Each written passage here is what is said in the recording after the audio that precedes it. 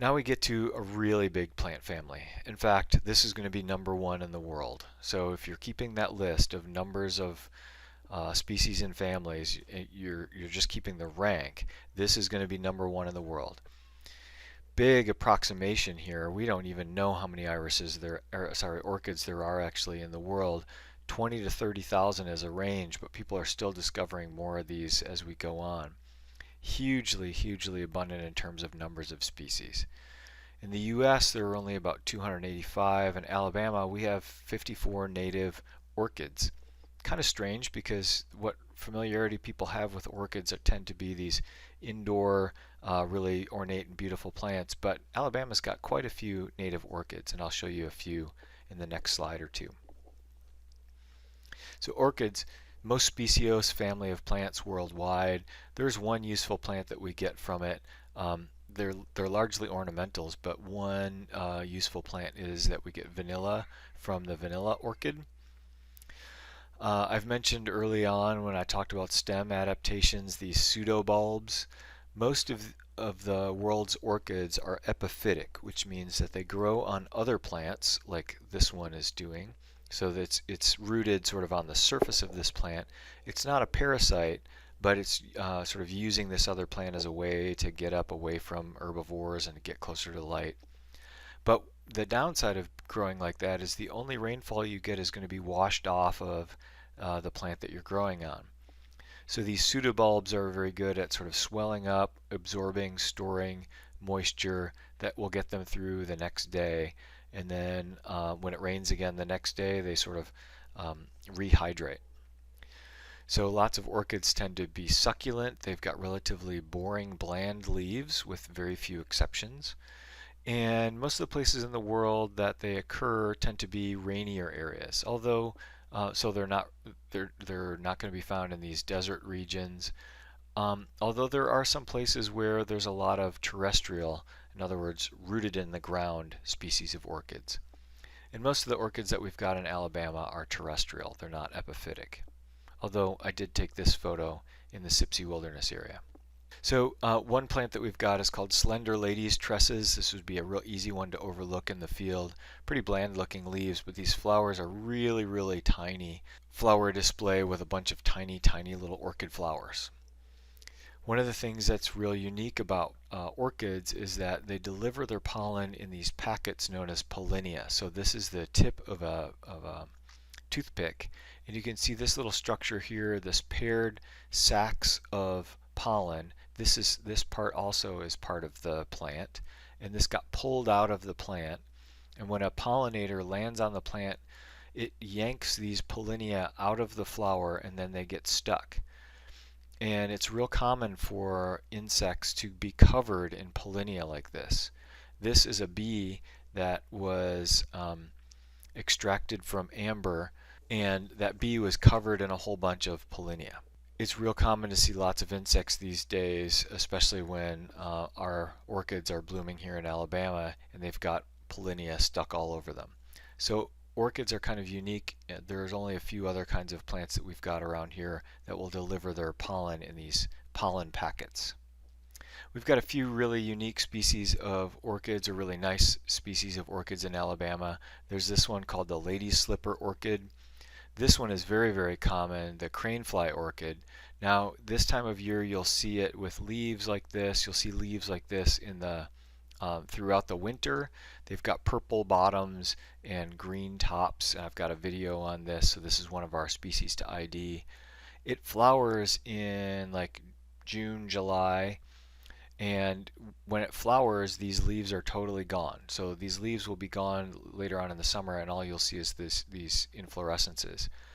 And if you look really closely at the inflorescence of a cranefly orchid, a single flower looks like this. Pretty bland in comparison to something like the lady slipper orchid, but right there would be the little tiny pollinia. Now when orchids get pollinated, they sometimes use sexual deception to get insects to come to them. So some plants will release these chemicals that fool bees into coming and trying to copulate with the flower, and then they just get covered in pollinia.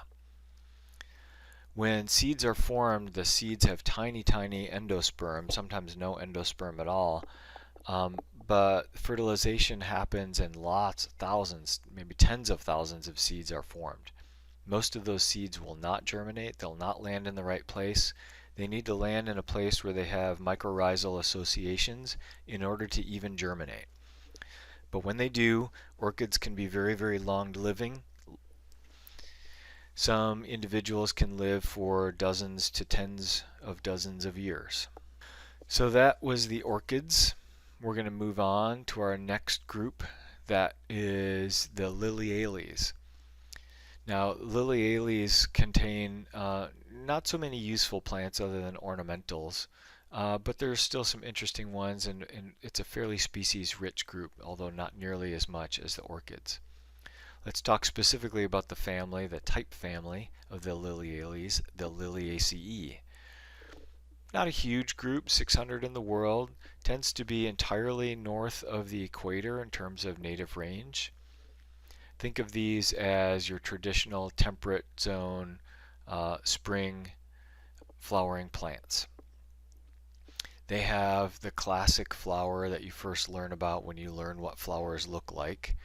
They tend to be solitary flowers, and they are exemplified by trout lilies, which we have on our plant ID list, trillium, which we have on our plant list. Our next family is the Smilocaceae, and I include that because they're very easy to find. They're very common here. We don't have a lot of species, but there's a lot of individuals, and when you encounter them, you will know it, because their distinctive feature is that they are all viney, and they have these little recurved prickles on them, sometimes even on the leaves, and it's hard to see this on these particular leaf images, but the edges of these leaves will even have prickles on them. There's almost 500 species throughout the world, a good number in the US, 140 or so, 13 in Alabama, but like I said, when you encounter them, you'll know them. They are all vines, they all have prickles. One species in this family is used as a flavorant for root beer. Wild sarsaparilla is the name of the plant. This is Smilax officinalis. But the thing that I like about these plants, well, there's not much to like about these plants because those vines grab you and they're really, really painful. But the thing that I like about these plants is that these tendrils, which are paired and help them vine and grow up other things, when they're young, these tendrils are edible. Now, you have to know that you're getting the right thing. I don't want you eating poison ivy. But if you were to find this particular plant and you're sure that it's attached to this or to this, you can try just a tiny little taste of them. And it's not the best flavor in the world, but it's not terrible. Ringing endorsement. Okay, so we're going to go on to our next family, the Commelinaceae. Again, not a super rich, species-rich group, 640 species. Again, not a lot in the US, 49, 18 in Alabama, but these will stand out quite a bit, and you'll see them especially kind of early to mid-spring. And I wanted to touch on them briefly because I wanted to mention a couple features about them. First of all, their leaves tend to be V-shaped, and it's hard to see in some of these images. But you can see here this one is kind of broken off and it was V-shaped. You can see in this image right here, this is one leaf, this part and this part. They come down and form this little V. So the distinctive feature here is their leaves are typically V-shaped and they're mucilaginous, which means that when you pick them apart, they ooze this clear liquid that looks a little bit like aloe. Now these are not the same as aloe. Aloe is not in this family, but it has a very similar kind of look and feel. They tend to all have these blue or purplish flowers, and these flowers usually last a day or sometimes even less. But it will keep flowering over and over and over again, so day after day you'll see these very distinctive clumps of bluish, purplish flowers in, of course, groups of 3. There's a genus called Commelina, that's the type genus for the Commelinaceae. Now it only has 2 petals, the 3rd petal is typically reduced. So don't be thrown off if you only see 2. It's still in this group. Many of them, though, will have these 3 petals in the flowers. Not a lot of use for this group. Ornamentals, lots of people like planting them in their yard, and that is pretty much it. But they're pretty common. They're an abundant species, I guess I should say, and fairly common, and you'll see a lot of them around.